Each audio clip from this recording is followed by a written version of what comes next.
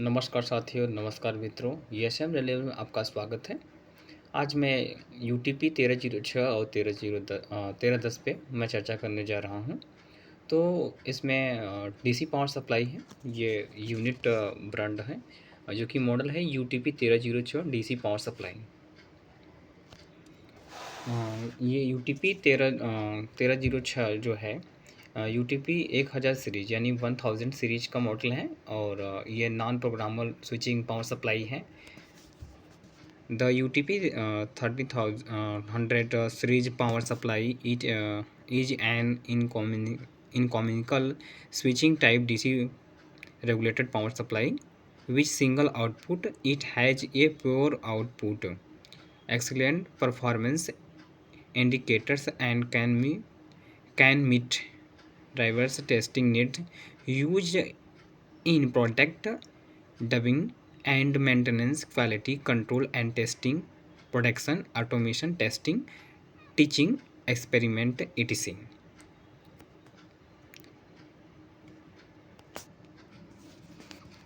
इसके फीचर्स की बात करें, मेन फीचर्स की बात करें, रिलेटेड आउटपुट वोल्टेज 0 से लेकर 32 वोल्ट यानी 0 to 32 volt. Related output rated output current 0 से लेकर के 6 एम्पियर से 10 एम्पियर। ये अगर UTP 1310 है तो आपका 10 एम्पियर, और UTP 1306 है तो 6 एम्पियर में आपका सेटिंग। आपका रेजुलेशन है 10 मिली वोल्ट से लेकर के आप 1 मिली एम्पियर तक कर सकते हैं। और डिजिट जो है 4 डिजिट में अवेलेबल है, जो कि 1 2 3 4 4 डिजिट की है वोल्टेज।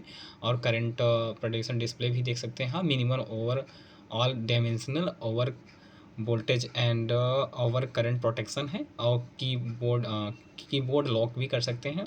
और 3 ग्रुप आपको प्रेजेंट कर सकता है, 1 2 3। और आपका दिया हुआ है इसमें इंडिपेंडेंट आउटपुट स्विच और इनकोडर नोब। अब आगे इसके विषय में जैसा कि मैंने बताया UTP यूनिट का है, UTP 1306 DC पावर सप्लाई है। ये 32 वोल्ट है, अधिकतम इसमें क्या है 32 वोल्ट तक कर सकते हैं। और एम्पियर की बात करें तो 6 एम्पियर तक हम कर सकते हैं। अगर ये UTP 1310 होता तो 10 एम्पियर तक कर सकते थे। और ये आपका जो है कि इसको कहते हैं हम वोल्टेज, ये कह सकते हैं कि वोल्टेज डिस्प्ले।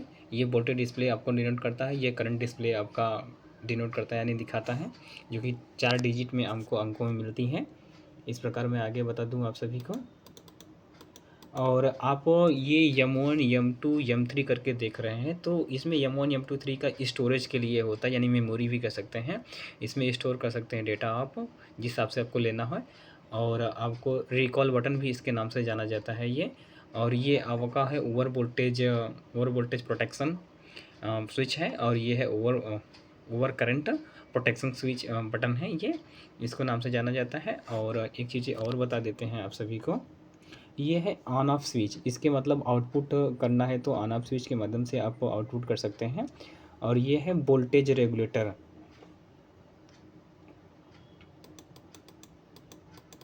वोल्टेज आउटपुट इसको बोलते हैं वोल्टेज आउटपुट एडजस्टमेंट नोब, और इसको बोलते हैं करंट एडजस्टमेंट नोब। और ये आपका है पॉजिटिव टर्मिनल। पॉजिटिव टर्मिनल में आप देख लीजिए ज़रा सा। पॉजिटिव टर्मिनल में आप 32 वोल्ट, और इसको हम बोलते हैं कि करंट टर्मिनल भी बोलते हैं, क्योंकि यहाँ से ही करंट और वोल्ट दोनों निकलता है, जो कि इसमें दर्शाया हुआ है कि 32 वोल्ट 6 एम्पियर। तो यानी कि आपका वोल्टेज जो है कि 32 वोल्ट और 6 एम्पियर तक इसमें आपको आउटपुट टर्मिनल है। यानी कि ये पॉजिटिव टर्मिनल भी बोलते हैं, और इसको आप वोल्टेज टर्मिनल भी बोल सकते हैं, करंट टर्मिनल भी बोल सकते हैं। ये नेगेटिव टर्मिनल आपका है, ये ग्राउंड टर्मिनल है, जो कि बॉडी और चेचिस से इसके ज्वाइन होता है।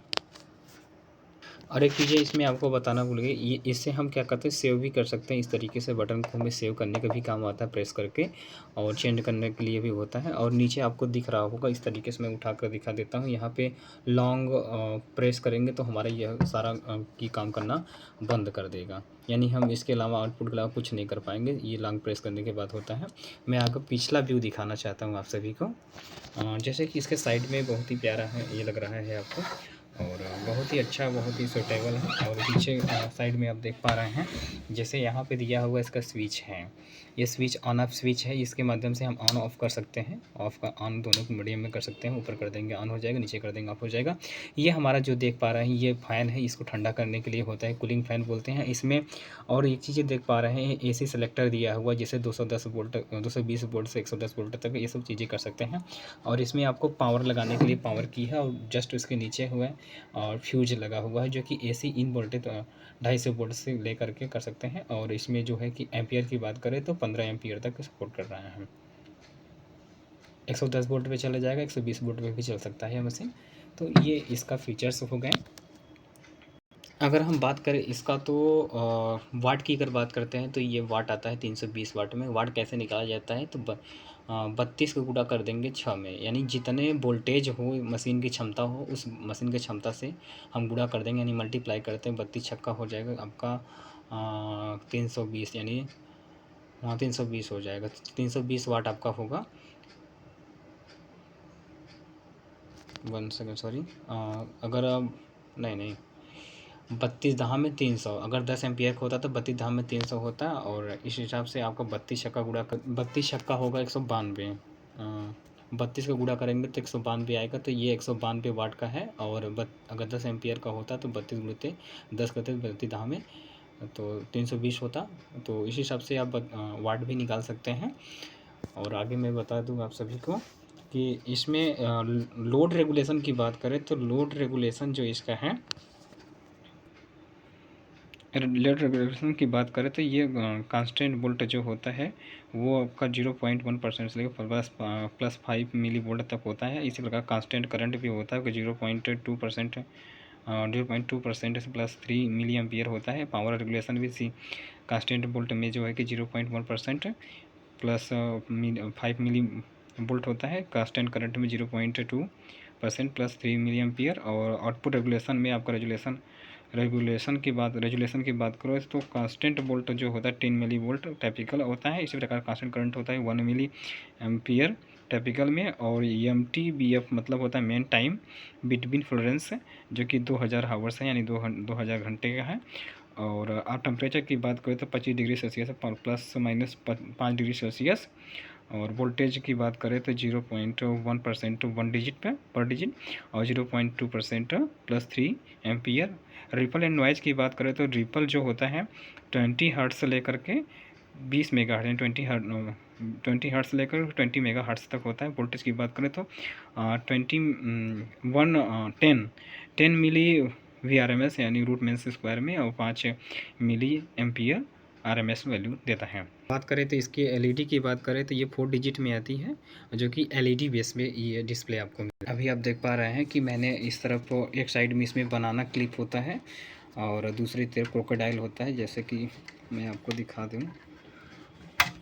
ये आप देख लीजिए कि ये बनाना क्लिप में है। तो बनाना क्लिप को इस साइड हम क्या करेंगे, प्रेस कर देंगे ज़रा सा। बनाना क्लिप को लगा दिया है और इस तरफ क्रोकोडाइल आपका क्लिप दिया होता है, ठीक है। और ये है पॉजिटिव टर्मिनल, नेगेटिव टर्मिनल और ग्राउंड टर्मिनल, जिसको हम बोलते हैं करंट टर्मिनल भी बोलते हैं। तो इसमें करंट निकलता है। तो दोनों के माध्यम से मैं बता देता हूँ कि जैसे अभी आपको दिखा दूँ प्रैक्टिकल करके। तो देखिए इसमें क्या है कि मैंने पहले से ऑलरेडी इसमें 5 वोल्ट हमने सेव किया हुआ है, ठीक है। अगर मान के चलिए हमें 5 वोल्ट की ज़रूरत है किसी चीज़ में, तो हम वेरिएबल तरीके से अगर हमें कब वोल्टेज सेट करना है तो हमने क्या करेंगे, एक बार इसको प्रेस करेंगे। जैसे ही प्रेस करेंगे अगर वोल्टेज को हमको पॉइंट में लेना है, ठीक है। देखिए अगर हम इसे करेंगे तो बढ़ता जाएगा घटता जाएगा, ठीक है। जिस हिसाब से हम इसको लेना चाहेंगे, अगर इस साइड में करना चाहिए यहाँ 5 करना है, 0 करना है, तो मान लीजिए हमको 0 कर दें यहाँ पे, ठीक है। ये 0 हो गया, ठीक है। फिर क्या करेंगे, यहाँ पर अगर हमें 5 वोल्ट चाहिए तो हम क्या कर सकते हैं, 5 वोल्ट पे हम पहले M1 पे करते हैं 5 वोल्ट,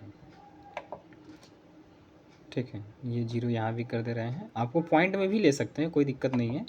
अब देखिए तीसरी बार देंगे तो यहाँ पे हमारा क्या होगा, ये इस तरीके से हमने 5 वोल्ट कर दिया। अब हम क्या करेंगे, प्रेस कर देंगे, हो जाएगा, ठीक है। अब हमें क्या करना है, हमने A1 पे किया, अब हमें करंट सेट करना है। करंट भी हम क्या कर सकते हैं, पॉइंट में भी ले सकते हैं अगर हमें संख्या बढ़ानी है तो, ठीक है।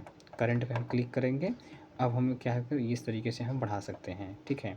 अब हमको 0 ही कर देना है। मान लीजिए तीसरी बार दबा देंगे तो ये यहाँ पर आ जाएगा, तो हमें क्या करना है, 2.3 वोल्ट लेना है, तो ये मान लीजिए समथिंग 3 वोल्ट हो गया। फिर क्या करना है, इस तरीके से हमें 0 0 कर देते हैं, ये वैल्यू 0 कर देते हैं।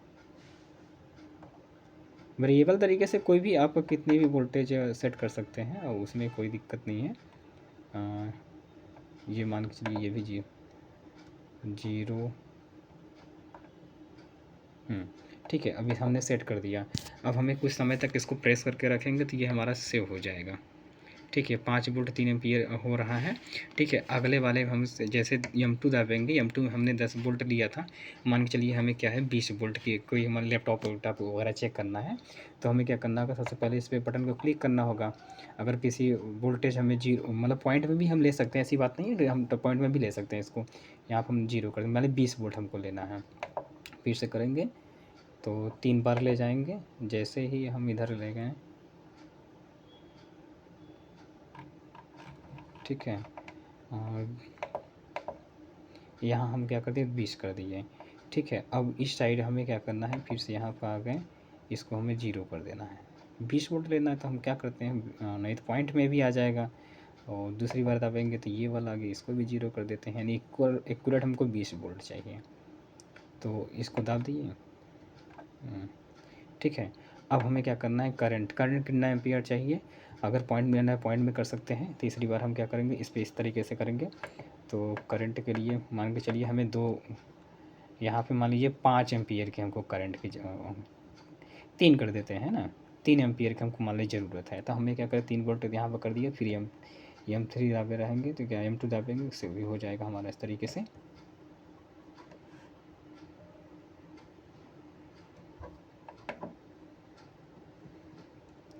ठीक, अब हमें क्या करना है कि अभी तीसरे वाले हमने सेट करके ऑलरेडी रखा हुआ है 32 वोल्ट 6 एम्पियर। ठीक है, तीसरे पे ये अगर हमें आउटपुट करना होगा तो आउटपुट भी कर सकते हैं। अभी देखिए आउटपुट क्या होगा, अभी मैं चेक कर लेता हूँ कि पहले पे क्या किया था। पहले पे 5 वोल्ट 2 एम्पियर, तीसरे वाले मैंने सेट किया है 20 वोल्ट 3 एम्पियर किया है। ठीक है, तीसरे वाले पे मैंने सेट किया है 32 वोल्ट 6 एम्पियर। ठीक है, अब आगे बताते हैं आपको प्रैक्टिकल कर पा रहे हैं कि मैंने इस तरीके से सेट कर लिया है मल्टीमीटर पे। ठीक है, तो अभी आप देख पा रहे हैं कि इसमें कुछ सिग्नल नहीं दे रहा है। इस पर मैं जैसे ही आउटपुट करूँगा तो यहाँ पे सिग्नल आ जाएगा। इसमें आप देख पा रहे हैं 31 वोल्ट दे रहा है, इस वाले मल्टीमीटर पे 32 वोल्ट दे रहा है। ये हाई वोल्टेज वाला है और ये अच्छे वोल्टेज का है, इसलिए इसमें ज़्यादा वोल्टेज आपको दिखा रहा है, यानी सही वोल्टेज दिखा रहा है, एक्यूरेट दिखा रहा है। मैंने सेट किया इसमें 31 वोल्ट दिखा रहा है, कहीं 1 वोल्ट का वो हो जा रहा है, लेकिन इस वाले मल्टीमीटर पर आप देख पा रहे हैं कि 32 वोल्ट हमारा दिखा रहा है, जो कि इस पर भी दिखा रहा है। तो दोनों तरीके से आप देख सकते हैं कि मैंने यहाँ पे कनेक्ट कर दिया है और इस वोल्टेज को आप चेक कर पा रहे हैं। जैसे कि मैंने दिखाया था M1 पे कितना वोल्ट होना चाहिए, M1 पे मैंने सेट किया था 5 वोल्ट, तो इसमें 5 वोल्ट दिखा रहा है, 1 वोल्ट दिखा रहा है, 4 वोल्ट दिखा रहा है। 1 वोल्ट का कहीं हरास हो रहा है, टच सही से पकड़ा नहीं है, कनेक्टिविटी नहीं है, इसलिए उसमें नहीं दिखा रहा है। और इस मल्टीमीटर पर आप देख पा रहे हैं कि 5 वोल्ट एक्यूरेट दिखा रहा है आपको। ठीक है, और मैंने सेकंड वाले पे मेमोरी पे दिया था कितना 20 वोल्ट दिया था, तो 20 वोल्ट आपका ये दिखा रहा है। आप देख सकते हैं कि इसमें 20 वोल्ट दिखा रहा है। ठीक है, अब वोल्टेज ये हो गया तीनों सेट करने के लिए। अगला बताते हैं आपको एम्पियर का। देख पा रहे हैं कि मैंने 10 एम्पियर पे यहाँ पर सेट कर दिया है, इसमें जो है कि 20 एम्पियर तक मैंने सेट किया हुआ है। तो इसमें 6 एम्पियर का है, तो 6 एम्पियर तक इसमें अधिकतम आनी चाहिए। ठीक है, मैं इसको ऑन कर दिया तो यहाँ पे 3 एम्पियर आ रहा है, इसका मतलब ये थर्ड वाले पे हमने क्या किया था 6 एम्पियर, तो हमारे पे इस पर देखिए 6 एम्पियर आ रहा है, और इस वाले पे नहीं आ रहा है, तो इसका मतलब इसमें कुछ और देखना पड़ेगा, ये वोल्टेज सेट करना होगा। मैंने सेट कर दिया, अभी कुछ समय बाद आ जाएगा इसमें भी। अब जैसे कि इसमें देख पा रहे हैं कि इसमें 6 एम्पियर दिखा रहा है, और पहले वाले पे मैं दिखा दूंगा आपको इस हिसाब से 6 एम्पियर। मैंने तीसरे वाले पर 6 एम्पियर सेट किया था, दूसरे वाले पे मैंने 3 एम्पियर, तो 3 एम्पियर इस पर आप देख पा रहे हैं रीडिंग 3 एम्पियर दिखा रही है, और दूसरे वाले पे मैंने 2 एम्पियर किया था, 2 एम्पियर रीडिंग दिखा रही है, जैसा कि आप देख पा रहे हैं। मैंने देखिए इसी टर्मिनल से जो है करंट भी देख लिया, इसी टर्मिनल से क्या होता है वोल्टेज भी टेस्ट हो जाता है। अब अगली चीज़ें आपको दिखा दें, और आपको दिखा देते हैं कि अब ओवर वोल्टेज प्रोटेक्शन में क्या है। ओवर वोल्टेज प्रोटेक्शन में ज़रा देख लीजिए, मैं आपको दिखा दूँ।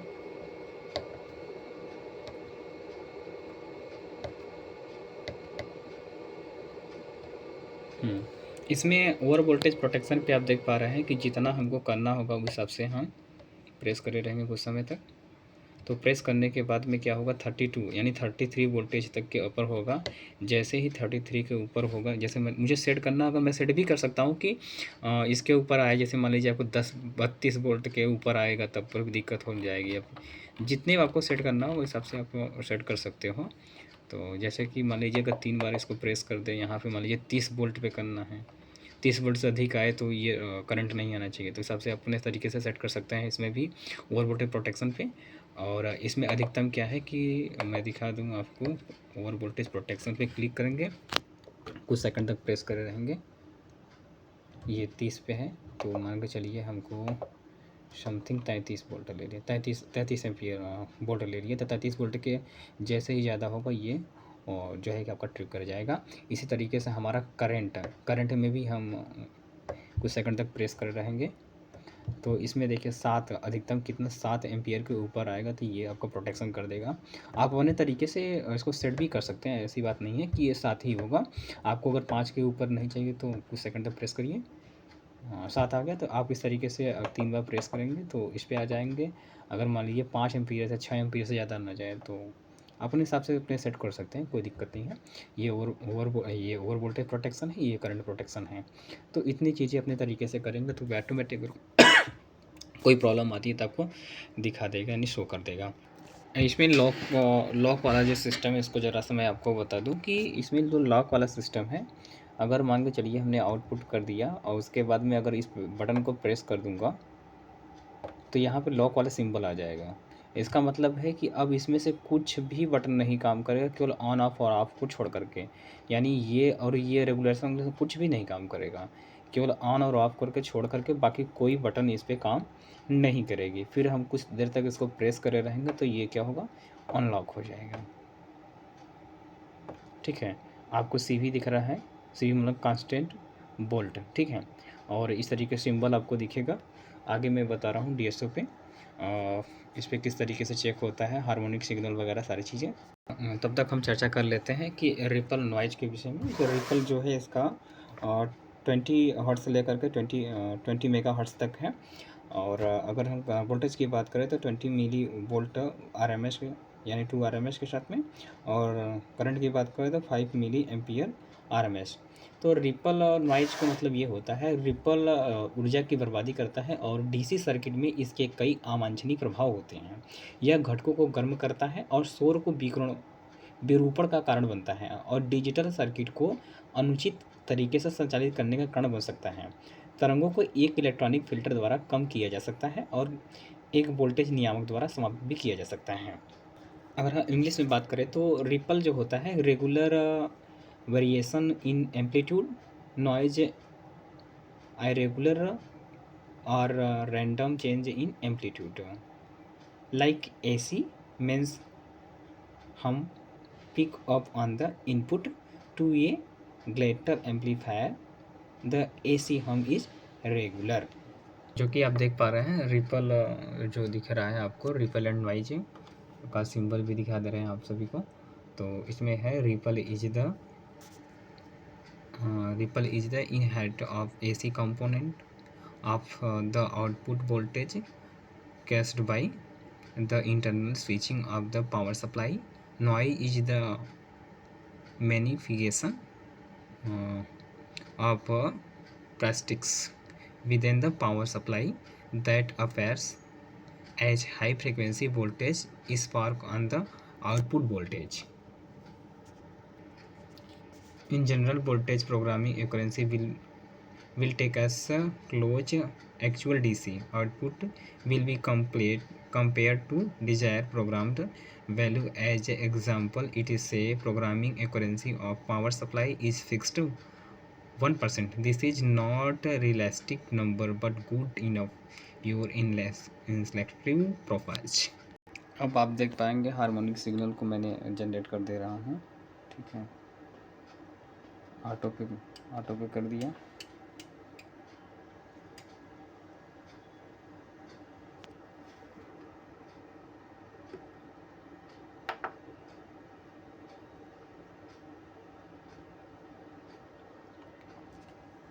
चारों पिन को मैंने सटा दिया।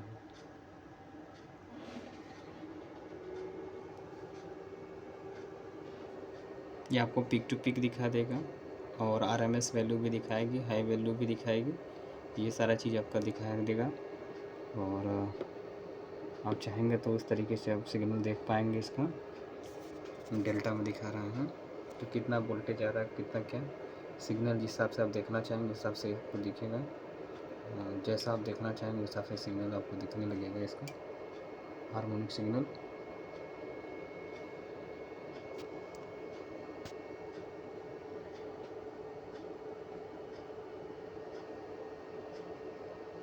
इस तरीके से अपना आप चेक कर सकते हैं।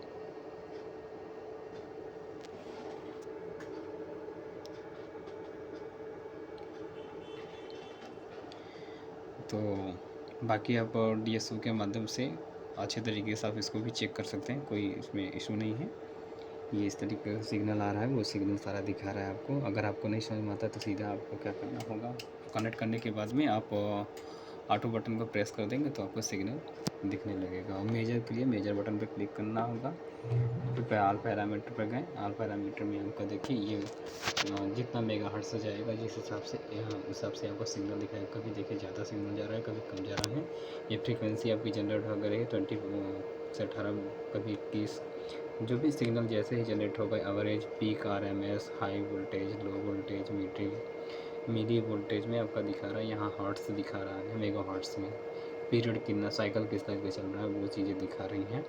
ठीक है, आप ये आप देख पा रहे हैं। मैंने देखिए यहाँ से क्लिक ऑफ कर दिया। आप यहाँ से मैं जैसे ही इसको ऑन करूँगा यहाँ पर सिग्नल जनरेट होने लगेगा। तो इस तरीके से आप हार्मोनिक सिग्नल और रिपल नॉइज भी आप देख पाते हैं। तो हर मॉडल में अलग अलग तरीके से होता है। तो इस तरीके से मैं बता दूं आपको कि ये बहुत ही अच्छा प्रोडक्ट है और ये यूजेबल है काफ़ी चीज़ें।